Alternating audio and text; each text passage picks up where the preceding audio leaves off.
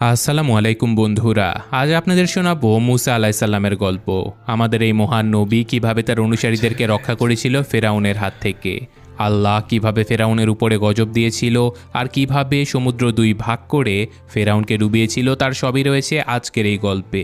কিন্তু গল্পটা কোরআনে উল্লেখিত মুসা আলাইসাল্লামের আসল কাহিনী নয়, বরং খ্রিস্টানদের ওল্ড টেস্টামেন্ট থেকে নেয়া মুসা আলাইসাল্লামের কাহিনী। তাই আমরা বাস এটাকে একটা সিনেমা হিসেবে দেখব, আর এটার সাথে আমাদের মুসলিমদের বিশ্বাসের কিছুটা মিল থাকলেও অনেক বড় বড় অমিলও রয়েছে। তাই বাস উপভোগ করার জন্য এই গল্পটা দেখুন, কিন্তু ধর্মীয় বিশ্বাস নিয়ে একদমই দেখবেন না। গল্পে শুরু হয় খ্রিস্টপূর্ব 1300 সালে। আমাদের জানানো হয় যে বিগত 400 বছর ধরে বনি ইসরায়েল বা হিব্রু জনগোষ্ঠীরা মিশরের দাস হিসেবে কাজ করত। তারা মিশরের শহরগুলোর সৌন্দর্য বর্ধনের জন্য বিশাল বড় বড় মূর্তি তৈরি করত। কিন্তু 400 বছর ধরে মিশরের ফেরাউনদের এত অত্যাচার অবহেলা সত্ত্বেও তারা তাদের দেশ বা তাদের সৃষ্টিকর্তা কাউকেই ভুলে যায়নি। আর হ্যাঁ, সৃষ্টিকর্তাও তাদেরকে ভুলেনি। তো এরপরেই মূলত আসল কাহিনী শুরু হয়, যেখানে আমরা ফেরাউনের এক বিশাল প্রাসাদ দেখতে পাই।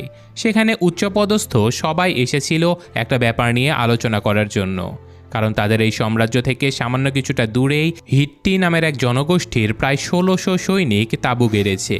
মিশরের রাজা সেতি তখনও জানত না যে সেই হিট্টি সেনাদের আসল উদ্দেশ্য কী। কিন্তু রাজা ওই হিট্টি সেনাদেরকে কোনো সুযোগ দিতে চায় না তাদের রাজ্যে হামলা করার জন্য। তাই রাজা সিদ্ধান্ত নেয় যে তারাই আগে হিট্টি সেনাদের উপরে আক্রমণ করে দেবে। তবে সেই সময় যে কোনো যুদ্ধে যাবার আগে একজন তান্ত্রিক মেয়ে, যার নাম ছিল নুজুমি, সে যুদ্ধের ফলাফল নিয়ে ভবিষ্যৎবাণী করত। তাই যথারীতি আজকেও নুজুমি একটা রাজহাঁস মেরে সেটার কলিজা বের করে কিছু তন্ত্র মন্ত্র পড়তে থাকে। এরপর সে রাজাকে জানায় যে দেবতারা আমাকে যুদ্ধের ফলাফলের কোনো নিশ্চয়তা দেয়নি। তবে হ্যাঁ, এই যুদ্ধে দুজন সেনাপতির মধ্যে যে কোনো একজন অনেক বিপদে পড়ে যাবে, আর যেই সেনাপতি অপরজনকে বাঁচাবে সে একদিন পুরো মিশরে রাজত্ব করবে। এই কথা শুনে রামেসিস কিছুটা টেনশনে পড়ে যায়, কিন্তু মুসা এইসব কথা একদমই বিশ্বাস করে না। তো যাই হোক, এইসব গল্প করতে করতে এক পর্যায়ে রামেসিস মুসাকে বলে, দেখো, ভবিষ্যৎবাণী তুমি বিশ্বাস করো বা না করো তাতে আমার কিছু যায় আসে না, কিন্তু যুদ্ধের ময়দানে যদি আমি কোনো বিপদে পড়ে যাই তাহলে কথা দাও তুমি আমাকে কোনো সাহায্য করবে না।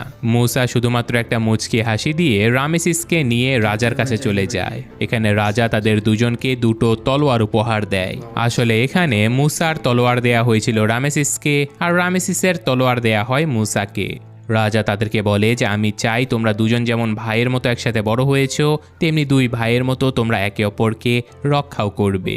এরপর মুসা এবং রামেসিস দুজনেই তাদের সৈন্য নিয়ে বেরিয়ে পড়ে হিট্টি সৈনিকদের উপরে আক্রমণ করার জন্য।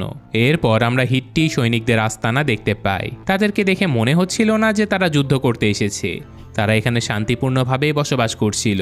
আর তখনই একজন হিট্টি সেনা তার ঘোড়া নিয়ে তাঁবুতে ছুটে চলে আসে, আর সেই সৈন্য হাঁপাতে হাঁপাতে চিৎকার করে বলে যে মিশরের রাজা আমাদের মারার জন্য সৈন্য পাঠিয়েছে, সবাই যুদ্ধের জন্য প্রস্তুত হয়ে যাও।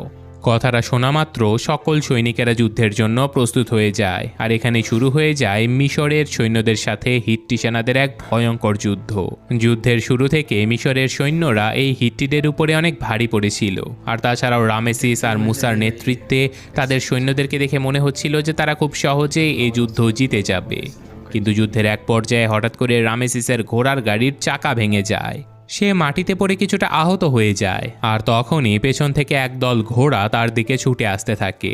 রামেসিস ঘোড়ার পায়ে পদদলিত হয়ে মরতেই যাচ্ছিল, কিন্তু তখনই মুসা বর্ষা ছুঁড়ে সেই ঘোড়াগুলোকে দূরে সরিয়ে দেয়।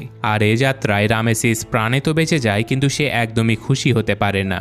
তার শুধু সেই ভবিষ্যৎবাণীর কথা মনে পড়ছিল। পর মুহূর্তে সে মুসার উপরে এতটাই হিংসাত্মক হয়ে যায় যে সে তার বর্ষা তুলে ধরে মুসাকে মারার জন্য, কিন্তু সে মারতে পারে না। প্রচণ্ড চিন্তিত রামেসিস এবং মুসা এই যুদ্ধ শেষ করে তারা যুদ্ধে জয়লাভ করে আবারও প্রাসাদে ফিরে আসে। সবাই তাদেরকে সাদরে আমন্ত্রণ জানায় এবং তারপর রাজা মুসাকে ডেকে পাঠায়। তিনি মুসাকে জিজ্ঞাসা করে, আচ্ছা, যুদ্ধের ময়দানে কি হয়েছিল আমাকে খুলে বলো। আমি এর আগে অনেককে জিজ্ঞাসা করেছি, কিন্তু কেউ আমাকে সত্যটা বলছে না। মুসা নিজেও রাজাকে বলে যে আপনি একদমই চিন্তা করবেন না, কিছুই হয়নি। কিন্তু রাজা তাকে বলে যে আমি তোমার কাছ থেকে সত্যটা জানতে চাই। তাই ফাইনালি মুসা বলে যে তেমন কিছু না, নুজুমি যে ভবিষ্যৎবাণীটা করেছিল ওটার কিছুটা সত্য হয়ে গেছে, কিন্তু আপনি তো জানেন আমি এসব ভবিষ্যৎবাণী একদমই বিশ্বাস করি না। রাজা অবাক হয়ে বলে যে তার মানে তুমি আমার ছেলেকে বাঁচিয়েছো। মুসা মাথা নাড়ায়। রাজা তাকে কাছে ডেকে নিয়ে বলে যে সত্য বলতে আমি খুব ভালোভাবে জানি যে এই রাজ্য সামলানোর জন্য আমার ছেলে রামেসিসের চেয়ে তুমি বেশি যোগ্য, কিন্তু তুমি তো আমার রক্তের সম্পর্কের কেউ নও, তাহলে তুমি কিভাবে আমার ওয়ারিশ হবে?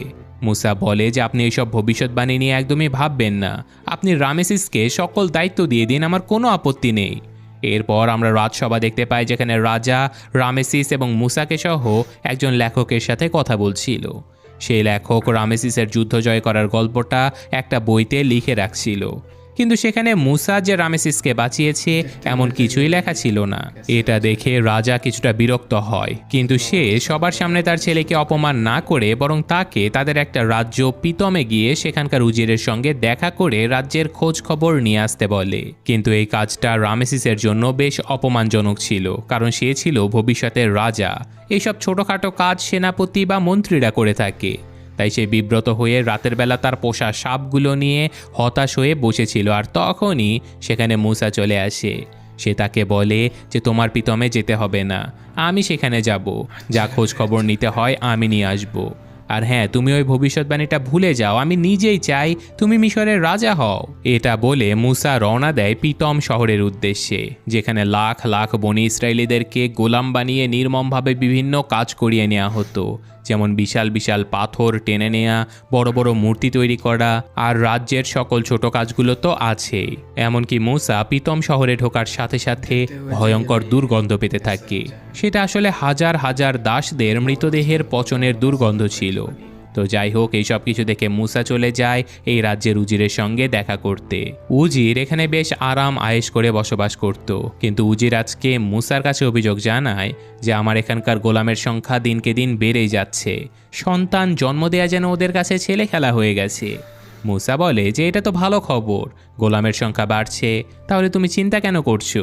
উজির বলে যে যখন ওই গোলামেরা আমার মৃত্যু কামনা করে তখন এটা চিন্তার বিষয় হবেই মহামান্য। এই গোলামদের নিয়ন্ত্রণে রাখতে হলে আমাকে অতিরিক্ত সৈন্য দান করুন, নয়তো অনুমতি দিন আমি এদের অর্ধেককে মেরে ফেলি। আর যদি এইসব কিছু না করা হয় তাহলে এই গোলামেরা একদিন আমার বিরুদ্ধে বিদ্রোহ করে আমাকেই মেরে ফেলবে। মুসা বলে যে ঠিক আছে, তোমার কথা আমি শুনলাম, তাহলে এখন চলো আমরা গোলামদের সাথে কথা বলে দেখি, কারণ আমি যখন ওদের সাথে সরাসরি কথা বলবো ওদের চোখের দিকে তাকিয়ে আমি বলে দিতে পারবো ওরা তোমার বিরুদ্ধে বিদ্রোহ করতে চায় কিনা। কিন্তু উজিরের কাছে এটা ছিল চরম অসম্মানের একটা কাজ, সে কোনোভাবে গোলামদের সাথে সরাসরি কথা বলবেই না। তাই মুসা একাই চলে যায় গোলামদের সাথে কথা বলতে। সেখানে গোলামদের অবর্ণনীয় কষ্ট আর নির্যাতনের চিত্র দেখে মুসার হৃদয় কেঁপে ওঠে। সে এই গোলামদের মধ্যে থাকা বয়োবৃদ্ধ লোকদেরকে একটা জায়গাতে ডেকে পাঠায়। সেখানে মুসা জানতে চায় যে তোমাদের দাবি আমাকে খুলে বলো, তোমাদের অসুবিধাগুলো আমাকে জানাও। তখনই একজন বৃদ্ধ লোক বলে যে আমরা সবাই আবারও আমাদের দেশ কেনানে ফিরে যেতে চাই। আসলে কেনানি হলো সেই সাম্রাজ্য যেটা বর্তমান ইসরায়েল আর ফিলিস্তিন এবং তার আশেপাশের কিছু অঞ্চল নিয়ে গঠিত ছিল। তো যাই হোক, মুসা নুন নামের এই বৃদ্ধ লোকটাকে বলে যে তোমরা তো জানো না কেনানের অবস্থা এখন আরও বেশি ভয়ঙ্কর। সেখানে মিশরের সৈন্যদের চেয়েও হিংস্র সৈন্যরা রাজত্ব করে, ওখানে গেলে তোমরা কেউ বাঁচতে পারবে না। তখনই একজন দাস উঠে বলে যে কিন্তু সৃষ্টিকর্তা তো আমাদের জন্যই কেনান বানিয়েছে। মুসা বলে যে কোন সৃষ্টিকর্তা? তোমরা কি ইব্রাহিমের সৃষ্টিকর্তার কথা বলছো? ওইসব কিছু ভুলে যাও, এখানেই তোমরা নিরাপদে আছো। কিন্তু এখন মুসার নাম এবং তার বংশ পরিচয় জানার পরে গোলামেরা কেমন যেন অবাক হয়ে যায়। তো যাই হোক, এখন মুসা উজিরের প্রাসাদে ফিরে যাচ্ছিল, কিন্তু পথিমধ্যে একজন গোলাম ছুটে এসে মুসাকে বলে মহামান্য, আপনার সাথে নুন দেখা করতে চায়, আপনি দয়া করে রাতের বেলা প্রার্থনা ঘরে আসবেন, উনি জরুরি কিছু কথা বলবেন। এইসব কথা শুনে মুসা উজিরের প্রাসাদে ফিরে চলে যায়। মুসা আগে থেকেই গোলামদের উপরে অত্যাচারের দৃশ্য দেখে উজিরের উপরে প্রচণ্ড রেগেছিল। তাই সে বলে তুমি এখানে এমন রাজকীয়ভাবে বসবাস করে সাম্রাজ্যের অর্থ অপচয় করছো, সেটা কি আমাদের রাজা জানে? উজির বলে যে আমি গোলামদের যেভাবে নিয়ন্ত্রণ করি তার জন্য আমার তো একটু আরাম আর বিশ্রামের দরকার আছে। মুসা বলে যে তুমি বিশ্রাম নাও, তুমি আরাম করো, কিন্তু বাদশাদের মতো বসবাস করা বন্ধ করো, কারণ তুমি কোনো বাদশা নও। কথাটা বলে মুসা বেরিয়ে পড়ে নুনের সঙ্গে দেখা করতে, কিন্তু উজির মুসার এইসব কথা শুনে বেশ অপমানিত হয়। সে মনে মনে প্রতিশোধ নেবার পরিকল্পনা করে। এদিকে মুসা খুঁজতে খুঁজতে নুনের ছোট্ট ঘরে পৌঁছে যায়। সেখানে মুসা নুনকে জিজ্ঞাসা করে যা বলার জলদি বলো, আমার চলে যেতে হবে। নুন তাকে বলে যে তোমার কি মনে হয় তুমি পিতম শহরে কেন এসেছো? এটা কি শুধুই একটা কাকতালীয় ব্যাপার? মুসা বলে যে কি বলতে চাও সেটা সরাসরি খুলে বলো। নুন বলে যে তুমি কি জানো তোমার বাবার নাম কি? আমি জানি তুমি তোমার বাবার নাম জানো না। তুমি শুধু এটুকু জানো যে তোমার বাবা ফেরাউনের সৈন্য দলের একজন সেনাপতি ছিল। কিন্তু এটা একটা বিশাল মিথ্যে কথা, কারণ তোমার বাবা কোনো সেনাপতি ছিলই না। তুমি এক হিব্রু তথা বনি ইসরায়েলি বংশে জন্মগ্রহণ করেছিলে। কথাগুলো শুনে মুসা বেশ রেগে যায়। সে এখান থেকে চলে যেতে চাচ্ছিল, কিন্তু নুন অনুরোধ করে বলতে থাকে যে আজকে তুমি যদি এখান থেকে চলে যাও তাহলে একদিন আবারও এখানে আসতে হবে এই সত্যটা জানার জন্য। তাই দয়া করে সত্যটা শুনে যাও। মুসা তার কথা শুনতে রাজি হয়ে যায়, কিন্তু বিনিময়ে সে এই ঘরের ভেতর থেকে সবাইকে বাইরে বের করে দেয়। এরপর নুন তাকে বলে যে তুমি যেই বছরে জন্মগ্রহণ করেছিলে সেই বছর একটা ভবিষ্যৎবাণী হয়েছিল যে বনি ইসরায়েল গোষ্ঠীর মাঝে এমন একজন ছেলের জন্ম হবে, সে হবে সৃষ্টিকর্তার পক্ষ থেকে পাঠানো বনি ইসরায়েল গোষ্ঠীর জন্য একজন নবী, আর তার হাতেই ধ্বংস হবে মিশরের এই অত্যাচারী শাসন আর মুক্ত হবে সকল বনি ইসরায়েলিরা। এই কথাগুলো আবার ঘরের বাইরে থেকে দুজন গোলাম খুবই মনোযোগ দিয়ে শুনছিল। তো যাই হোক, নুন আরও বলে যে এই ভবিষ্যৎবাণী শোনার পরে মিশরের রাজারা সকল বনি ইসরায়েলিদের ঘরে জন্ম নেয়া প্রথম ছেলে সন্তানকে মেরে ফেলতে শুরু করে।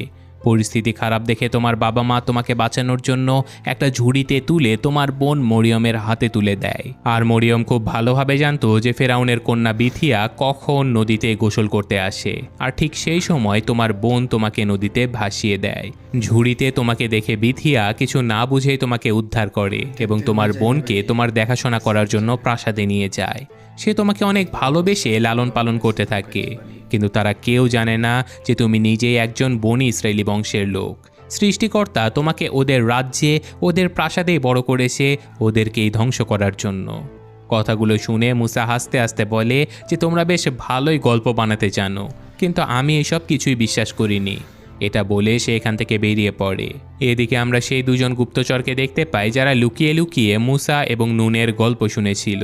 তারা এখন সরাসরি উজেরের কাছে এসে বলে দেয় যে মুসা বনি ইসরায়েলি বংশের বড় একজন ছেলে। এই কথা শুনে উজিরের মাথায় রীতিমতো আকাশ ভেঙে পড়ে। এদিকে আমরা ফেরাউনের রাজার প্রাসাদ দেখতে পাই, যেখানে রাজা এখন অনেক অসুস্থ হয়ে গিয়েছিল। তিনি মুসাকে দেখে কিছুটা স্বস্তি পায়, কিন্তু কয়েকদিনের মধ্যেই রাজা অসুস্থতার কারণে মৃত্যুবরণ করে। আর স্বাভাবিকভাবেই রামেসিস তার বাবার মৃতদেহ কফিনের মধ্যে মমি করে তুলে রাখে, কারণ তৎকালীন মিশরের রাজারা মনে করত যে সুদূর ভবিষ্যতে হয়তো কখনো তাদের শরীরে আবারও প্রাণ সঞ্চার হবে। তো যাই হোক, মহান রাজার মৃত্যুবরণের পরে মিশরের এই বিশাল সাম্রাজ্যের দায়িত্ব নেয় রামেসিস নিজেই, আর সে এখন এই বিশাল সাম্রাজ্যের রাজা তথা ফেরাউন।